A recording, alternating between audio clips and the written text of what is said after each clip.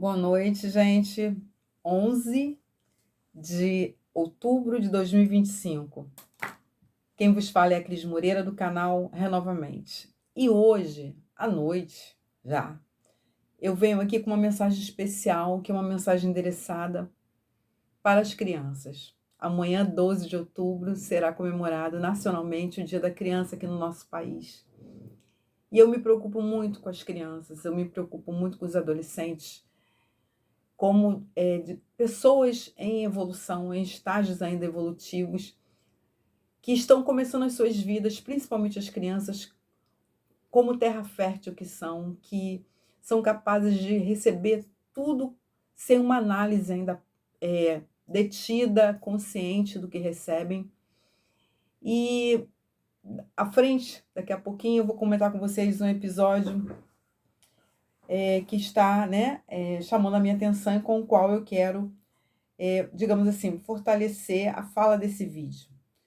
Mas antes, a gente falou em Dia das Crianças, né? Então a gente remete essa noção a presentes.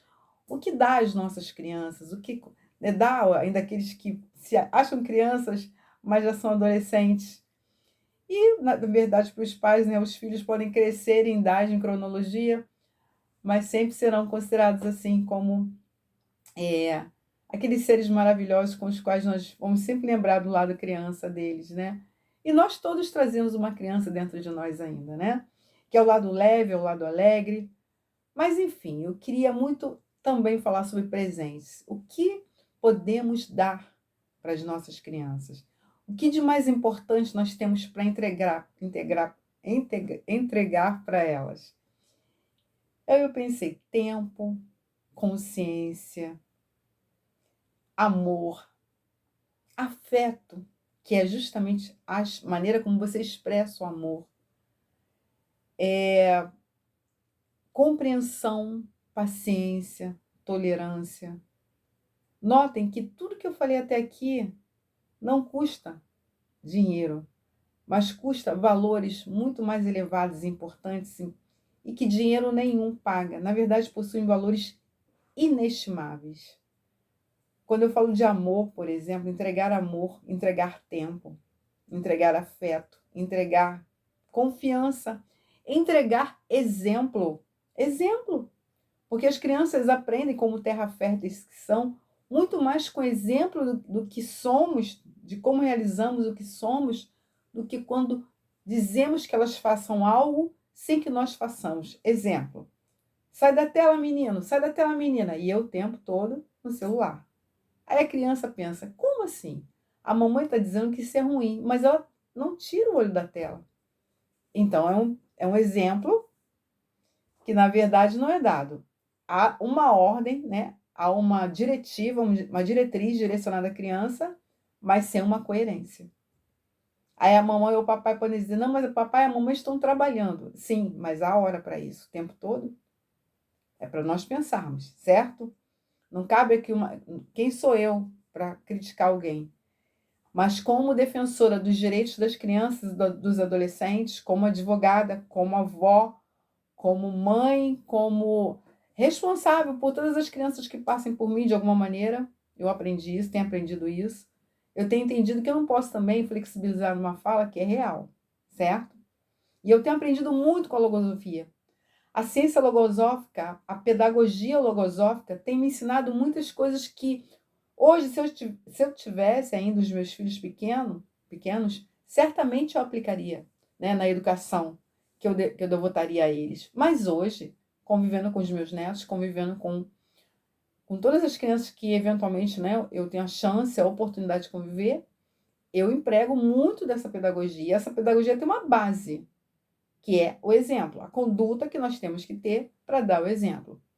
E tem uma fala na pedagogia logosófica que eu acho lindíssima, que é uma expressão, na verdade, que traduz muita coisa. A enérgica doçura. Sim, o humanista Carlos Bernardo Pecote Gonçalves, ele idealizou essa pedagogia com bases muito interessantes. Enérgica doçura. O que seria enérgica doçura? Você tem que ser firme na educação, entretanto doce. Não precisa deixar de ser doce. E tem gente que confunde tudo.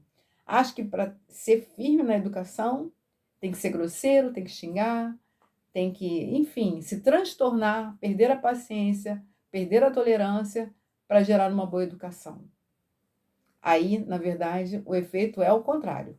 Isso gera o quê? Revolta, pode gerar tristeza, pode gerar justamente o desejo da criança fazer exatamente o contrário daquilo que foi lhe pedido, com esse tipo de ambiente, com esse tipo de clima, gerado por, na verdade, um desequilíbrio daquele que está tentando educar essa criança.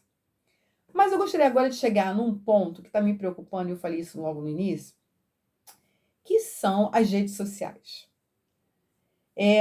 Ontem, assim, tive a honra, né, de ter ido a uma escola pública com um grupo da OAB, né, do qual eu faço parte agora, e há um projeto da OAB aqui, local, que é a OAB na escola. E foi levada uma palestra por 4 advogados, cujo tema central foram práticas que estão ocorrendo muito entre crianças e adolescentes, mas principalmente já na faixa do início da adolescência, que é o uso deturpado das redes sociais, com montagem de fotos, com nudes, com o chamado stalks. Eu não sei se vocês já ouviram falar nessa figura delitiva, ato infracional, porque se é criança é ato infracional e não crime. Stalks, né, que seriam assim aquelas práticas de perseguição, não é? Assédios, enfim, toda uma gama de condutas negativas, usando como instrumento, né, o celular. E muitas crianças, muitos adolescentes se enganam achando que, porque vão fazer isso no oculto dos seus quartos e que não serão descobertos. E pensam assim porque, na verdade, não conhecem nada de informática. E hoje eu diria a vocês, converse com seus filhos.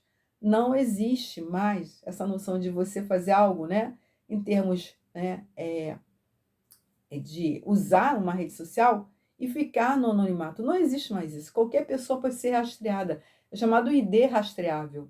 Não é? É claro que é uma fala complexa, eu não domino esse assunto, mas o pouco que eu entendi e estou compartilhando com vocês dá a noção de que, se for já um adolescente que possa gerar esse tipo de conduta, até criminosa mesmo, ele vai responder. E vocês, como pais, poderão responder também, civilmente.